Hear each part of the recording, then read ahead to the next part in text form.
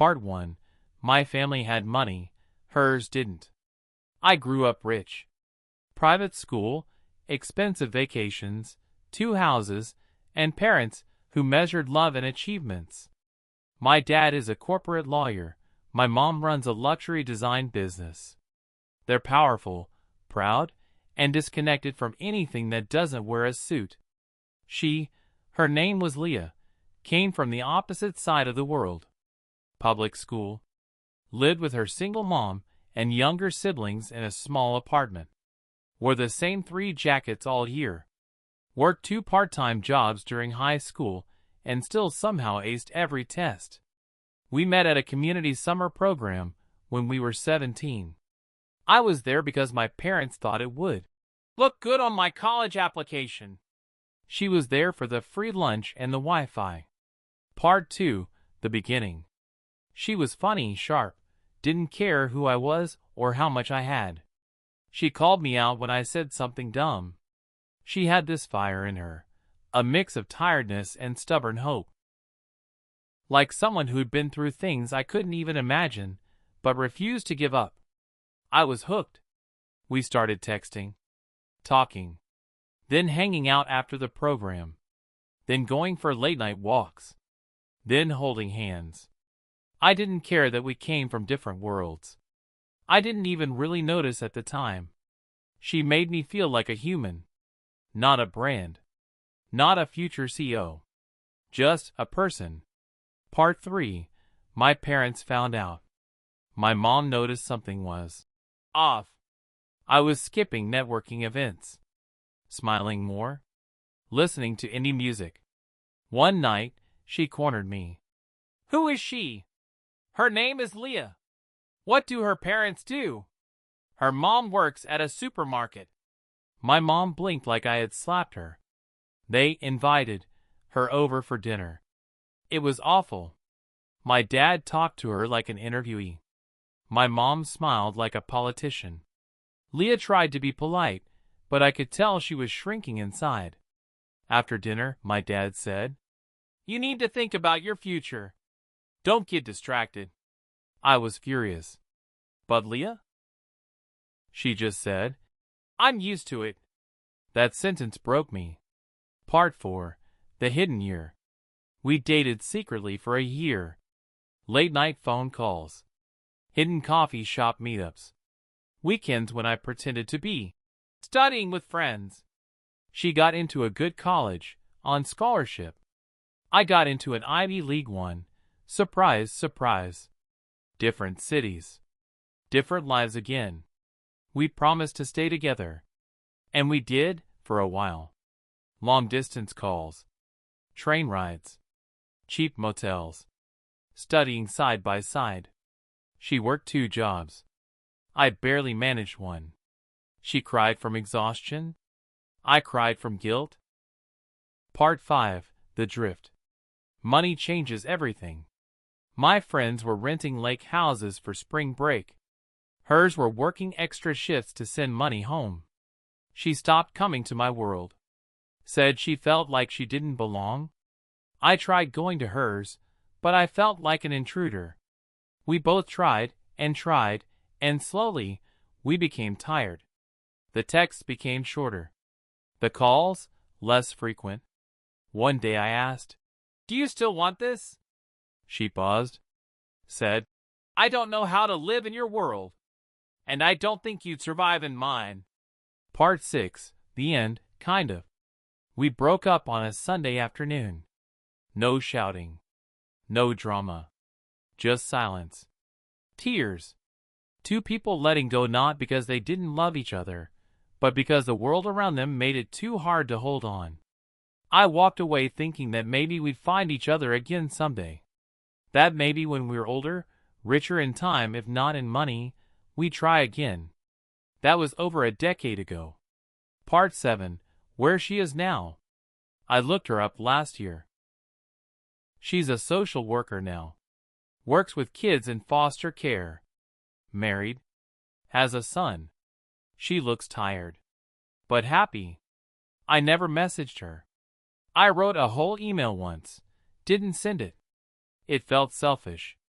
She moved on. And I respect that. Part 8. What I learned. You can love someone with your whole heart and still lose them. Not because you weren't enough for each other, but because the world around you made it too heavy. Money doesn't make you better. It makes you softer. She was stronger than I'll ever be. And I still think she was the best person I've ever known. Part 9. If she's listening. If you ever find this, Leah, I hope you know I never stopped being proud of you. You taught me how to see people. How to care. How to fight. How to feel. You made me human. You made me real. And though we didn't make it, you were never a mistake.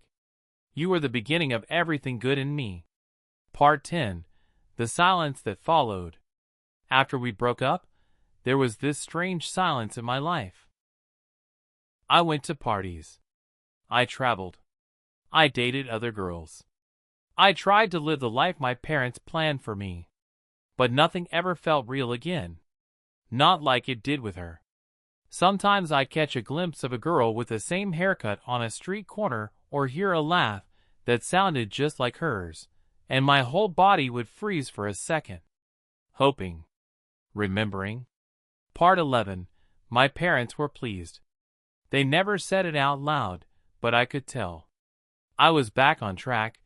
Business school, internship at a hedge fund, dinner parties with acceptable people. But deep down, I started resenting them. Not for being rich, but for being so empty. Leah once told me, "You have everything, but it's like you're starving on a full plate." I didn't understand it then. Now I do. Part 12. Therapy helped me see it. I started therapy in my late 20s, mostly because of burnout and anxiety. But I ended up talking about her a lot. My therapist said something that stuck with me. You didn't just lose her. You lost the version of yourself that existed when you were with her. And that hit me like a train. Because that version of me was alive. Part 13. I reached out once, kind of. 2 years ago, I found her profile again. She had posted something about a local charity drive. Nothing personal. Just a flyer and a date. I donated anonymously. Wrote a short note. You helped me become who I am. Thank you. I don't know if she ever read it. I didn't include a name. It wasn't about getting her back. It was about giving back something. Part 14. My own relationships. I've had a few long-term relationships. One almost led to marriage.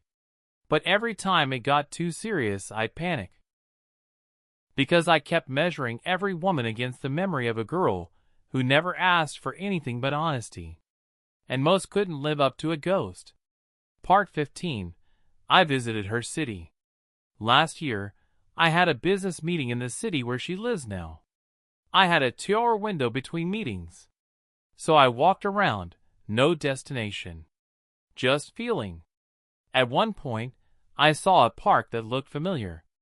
I sat down on a bench and just stared. A little boy ran past me laughing.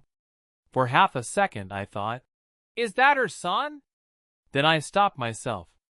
This wasn't a movie. It was real life. And in real life, we don't always get that perfect moment. Part 16. My mother asked about her. This was unexpected. At Christmas dinner last year, my mother had too much wine, and out of nowhere she said, That girl, the one from the summer program. You really loved her, didn't you? I nodded. She said, I wish I hadn't interfered so much. You were happier then. It was the closest thing to an apology I've ever gotten from her. And it made me feel sadder than I expected. Part 17. Regret is quiet. People think regret is loud, like shouting into the wind. But it's not. It's a whisper that sneaks in while you're brushing your teeth, or stuck in traffic, or looking at someone else's wedding photos on social media. It says, you could have fought harder. And the worst part is, it might be right. Part 18. I wrote about her. One night, I stayed up until 3 a.m. and wrote everything down. Our story. From start to finish. All the memories. The fights. The little moments. I didn't publish it. Didn't share it. Just printed it and put it in a drawer. It's the most honest thing I've ever written. Maybe someday I'll give it to her. Maybe I won't. But it exists. And that matters. Part 19. I finally fell in love again. This year I met someone. Her name is Marie. She's kind. Grounded. She challenges me, like Leah did, but in her own way. I told her about Leah. Everything. She didn't flinch. She just listened. And said, "She was part of your story. I want to be part of what's next." I don't know what that future holds. But for the first time in years, I'm hopeful. Part 20. But I still think of her. Not every day. Not like before. But sometimes, when the light hits the window a certain way, or when a song from that summer plays in a cafe, I remember her. Not with pain. Not even with longing. Just with love. Because sometimes, the people who don't stay still leave the most permanent mark.